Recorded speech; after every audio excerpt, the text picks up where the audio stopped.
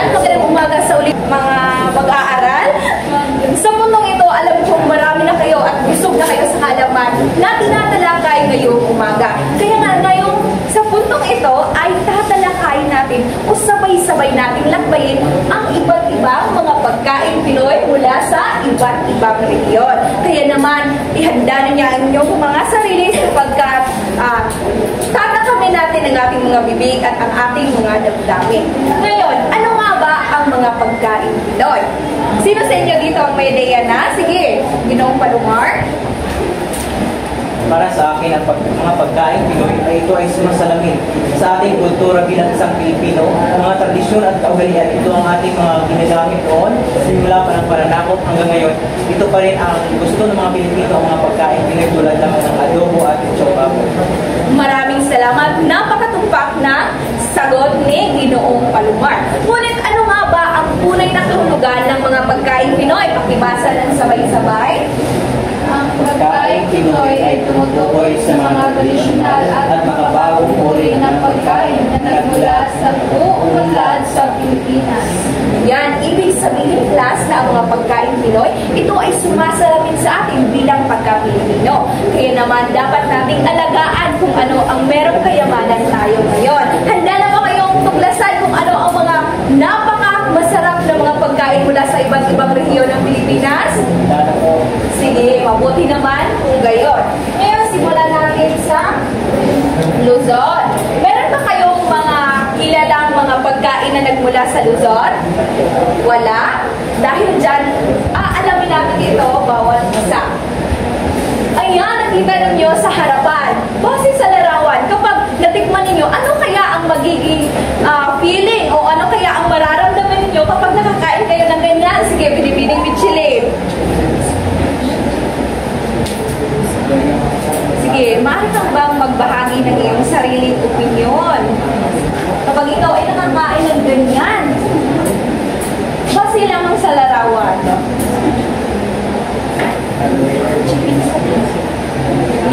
Sige, base sa larawan namin kita, matindihan ko na kapag nakakain ng ganyan ay mabubusog talaga. Ayan, gaya nga ng sinabi ni Michelin na kapag siya ay kakain, syempre mabubusog talaga siya. Ngunit ano nga ba ang tawag sa pagkain nasa itaas na larawan? Ito ay ang tinagtawag natin na pinikpikan. Nakakain na ba kayo ng pinikpikan? Hindi pa. Ako din, hindi din ako nakakain ng ganyan.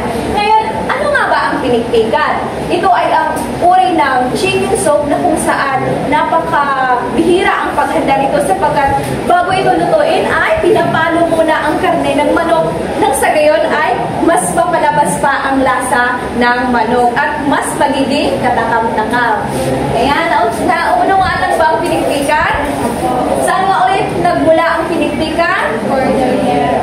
Mabuti. Talaga namang nakikinig ka, binibining Michelin. Ngayon ay dumako na tayo sa sikat na pagkain na nagmula sa Cordillera. Ito ay ang tinatawag natin na itag.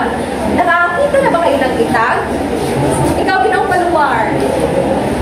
Alam niyo ba, class, na isang kamangha-mangha ang paghahanda ng itag sapagkat bago ito lutuin ay ihahanda muna ito ng 1 linggo at bubudburan ng mga asin nang sa gayon ay mas mapalabas ang lasa ng karne.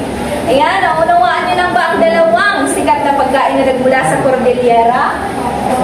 Ngayon, dumako naman tayo sa ano kaya ang susunod na rehiyon? Basahin mo, binibining Michelin. Ilocos. Sige, at pati na rin ang halimbawa ng pagkain.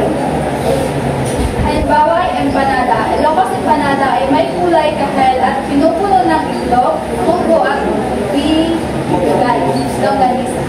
Yan, makikita natin sa larawan, class, na ang empanada, ito ay binubuo ng mga panlasa kagaya lamang ng mga munggo at saka vegan longganisa. Gusto niyo bang tumikit ng empanada? Sige, sa pagdating ng panahon. Ngayon ay pag-uusapan naman natin ang bagnet. Ngayon, alam ko, marami na sa inyo ang nakakain na ng lechong baboy. Pwera lamang sa akin sapagkat hindi ako nakatikim na ganyan simula bata pa. Ngayon, sino sa inyo ang nakakain na? Sige,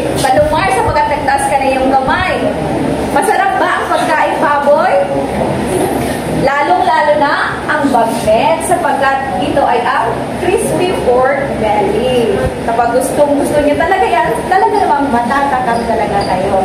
Naunawaan lang ba? Ngayon ay dumako naman tayo sa Ilocos. Ngayon, basahin mo Ginoong Palomar. Tinindi, gulay na nilaga sa bagoong. Ayan, ang dinding naman class, ito ay isang uri ng pagkain na kung saan ito ay nilaga sa bagoong. Ngayon ay dumako na tayo sa susunod. Ito ay ang Cagayan Valley. Mayroon tayo dito dalawang halimbawa. Makikita sa larawan class na ito ay sa pinakataas, ito ay tinatawag natin na pansit kabagan na kung saan nilalagyan ito ng itlog ng pugo. Alam naman natin na ang itlog ng pugo ay napakaliit ng itlog na ito. At ito ay inihalo sa pansit na mayroon ding lechon karahay. Pinaghalo-halo ang mga sangkap para mas makakaiba ang kanyang lasa. Ngayon naman ay ang tutukuyin naman natin ang pansit batil pato. Ito ay ang nilalagyan ng carabib, poached egg, at ang atay ng baboy. Nakakain ka na ba nito, Binibining Chenny? Ay, hindi pa. Sige, ngayon ay tatalakayin naman natin ang kasunod na masarap na pagkain. Ito ay ang tinatawag natin na sisig.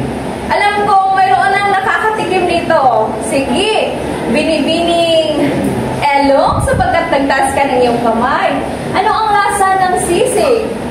Siyempre, masarap. Ngayon, ano nga ba ang mga sangkap ng sisig? Ito ay pinaghalo ng tenga at karne ng baboy. Tinatagtad ng sibuyas, atay ng manok, sili, katas ng kalamansi. Diba masarap kung titignan?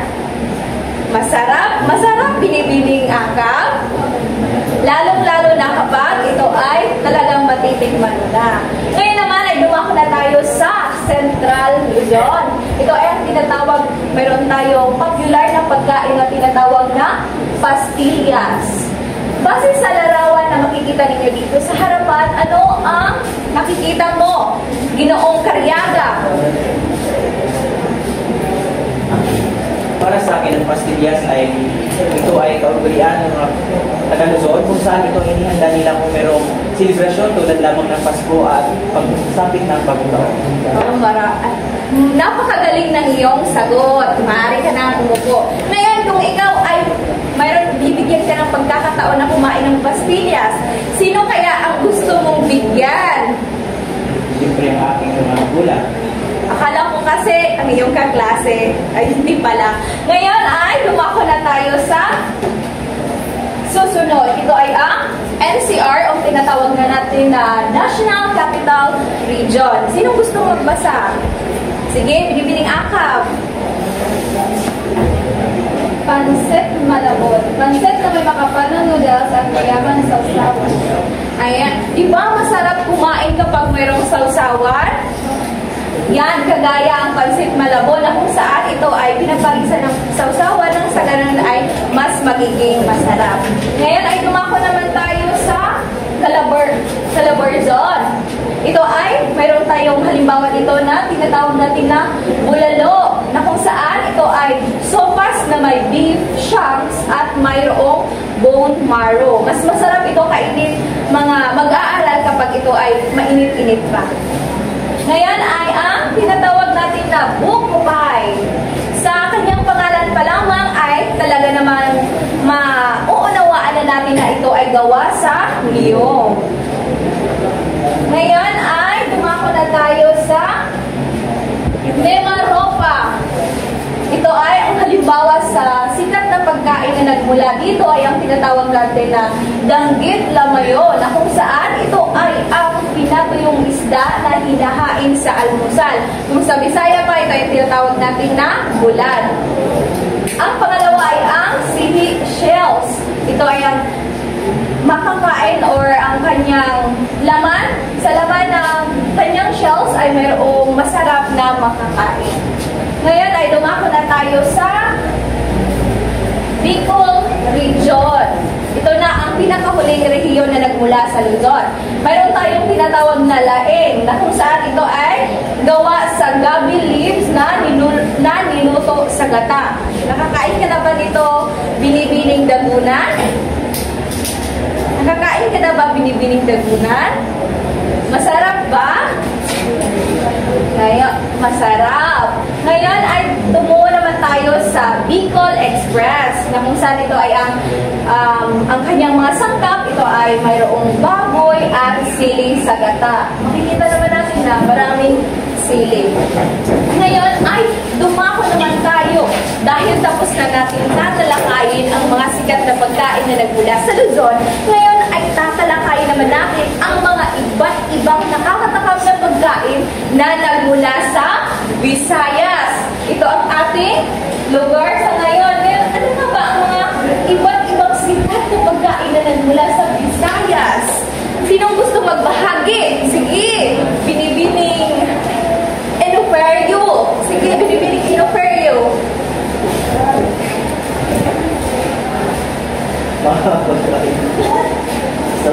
Bakit ka tumatawa, Enoferio?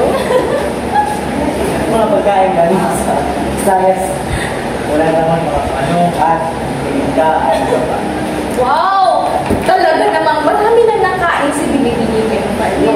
Ngayon naman, alamin natin ko, meron ba talagang ang kanyang mga binanggit ay nagmula ba sa Visayas? Tingnan natin. Una na dito ay ang tinatawag natin na mango pizza. Sa pangalan pa lamang niya, alam na natin na kung saan ang pizza ay gawa sa mangga. Sino dito ang mahilig sa mangga? Ako din, mahilig din ako. Ako ay natutuwa sapagkat marami pala tayong mahilig sa mangga. Ngayon ay dumako naman tayo sa binakol. Kakaiba talaga ang pagkain ito sapagkat ang karning manok ay inilagay sa niyog na kung saan kapag ito ay titikman mo, ay malalasahan mo ang kakaibang lasa na hindi mo makakalimutan. Ngayon ay pag-uusapan naman natin ang nagmula sa Western Visayas. Ito ay ang chicken inasal. Masarap ang chicken inasal, di ba? Nakakakain na din ako ng chicken inasal. Kaya naman, pamilyar na sa bawat isa natin kung ano ang mga sangkap nito. Kagaya lamang, ano ang mga sangkap ng chicken inasal? Mayroong manok, mayroong lemongrass or ang tinatawag natin ng tanglad. Sa Bisaya, mayroon din coconut vinegar na kung saan ito ay tinatawag na tuba kapag ito ay nagiging maasim na. At mayroon din tayong tinatawag na iba pang mga spices na kung saan bago ihahain ay binubudburan naman ito para mas maging malasa. Na iintindihan lang ba kung ano ang chicken inasal? Opo. Mabuti naman. Ngayon ay dumako na tayo sa Central Visayas. Ito ay tinatawag natin na lechon. Ano nga ulit ang lechon? Ito ay ating pambansang pagkain. At marami din tayong mga pambansang pagkain, kagaya lamang ng lechon manok. Ngunit ito talaga ang pinansagang pambansang pagkain sapagkat ito ay inihanda gamit ang karne ng baboy, buo na karne ng baboy. Ito ay kadalasang inihanda sa mga pustahan at iba pa. Ngayon naman ay ang puso. Alam kong masarap ang puso sapagkat ito ay inihanda gamit ang dahon ng niyog. Nakabalot siya sa dahon ng niyog. Ito ay mabango-bango, di ba? Binibining Charmaine. Bakit mayroon kang ginagawa dyan? Makinig ng mabuti dahil ito ay napaka-importante bilang pagka-Pilipino sapagkat marami tayong matutunan. Naunawaan lang ba binibining Charmaine? Umupo ka ng maayos. Okay. Ngayon ay dumako naman tayo sa Eastern Visayas na kung saan naman tayong halimbawa, dalawang halimbawa ay kayang sagni at moron. So, dalawa, sa tingin ninyo, ano kaya ang mas masarap? Pareho. Parehong masarap. Ito ay gawa sa bigas. Gawa sa bigas na niluto sa gata. Talaga namang matatamis ang mga ito, ang mga uri ng pagkain ito. Kapag sobrahan ka, talaga namang madadiabetes ka talaga. Ngayon ay, naunawaan niyo na ba ang mga iba't ibang sikat na pagkain na nagmula sa Visayas, binibining goyha? Mabuti naman kung gayon. Ngayon ay dumako na tayo sa lugar ng Mindanao. Alamin natin kung ano ang mga masasarap na pagkain na nagmula sa Mindanao. Ngayon, ano nga ulit ang mga iba't ibang rehiyon na nagmula sa Mindanao? Mayroon tayong tinatawag na Northern Mindanao, Southern Mindanao, at Western Mindanao. Ngayon, pag-uusapan muna natin ang mga pagkain na nagmula sa Northern Mindanao. Pakibasa, Western Mindanao wala. Pasensya. Una ay ang tinatawag natin na sate, na kung saan ito ay inihaw na karne. Nakakain na ba kayo dito ng mga street foods? Yes. Oo, kagaya lamang ang sate, na kung saan ito ay mayroon ding mga sausawan na nagpapalasa pa sa mga iba't ibang sangkap o iba't ibang karne. Ngayon ay ang tinatawag natin na bangbang soup. Kakaiba yung pangalan, di ba? Hindi pamilyar sa bawat isa natin. Ang bangbang soup, ito ay katutubong pastries na gawa sa niyog. Yung, alam nyo ba yung niyog na binilog-bilog at nilalagyan ng mga, yung kinudpod na niyog? Oh, masarap yun, di ba? Tsaka medyo malagkit na malagkit. Ngayon ay ang pinatawag natin sa Northern Mindanao. Ito ay ang palapa. Halimbawa, ito ay ang palapa na kusang matamis at paanghang na condiment na gawa sa scallions, luya, sili at grated coconut. Ito ay ang tinatawag, ano nga ulit sa Bisaya ang tawag natin dito? Yung papaya, yung kinudkod na papaya, ano nga ulit ang tawag nito sa atin? Nakalimutan na, ako rin nakalimutan ko rin. Ngayon ay ang tinatawag natin na durian ice cream na nagmula sa Southern Mindanao. Sino dito ang paborito ang ice cream? Ako, paborito ko rin ang ice cream. Ito ay ang, ngunit, paborito mo ba ang durian? No. Ako din, kasi medyo mabaho. Kaya naman ito, kapag hindi mo gusto ang lasa ng durian, huwag ka na lang kumain na durian ice cream kahit paborito mo ang ice cream. Ngayon ay tumungo naman tayo sa panghuling pagkain na nagmula sa Mindanao. Ito ay tinatawag natin na pomelo or ang tinatawag natin sa atin na buumon. Masarap ba ang buumon? Ano kaya ang lasa, Pijo? Ang iba, may maasim, mayroon ding matamis, mayroon ding iba't ibang kulay, di ba? Mayroong pink, mayroong puti.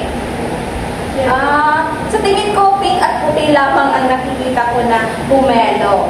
Nauunawaan nyo lang ba ang mga sikat na pagkain na nagmula sa iba't ibang rehiyon? Mabuti naman kung gayon. Sa kabuuan class, ang mga iba't ibang pagkain na nagmula sa iba't ibang rehiyon ay dapat natin itong pagyabungin at mahalin at sana naman sa pagdating sa pag-usbong ng teknolohiya ay huwag sana natin kalimutan kung saan tayo nagmula sapagkat ito ang nagbubuklod o ito ang sumasalamin sa ating pagkakakilanlan bilang pagka-Pilipino. At yun lamang at sana'y mayroon kayong mga natutunan sa ating paksa sa puntong ito.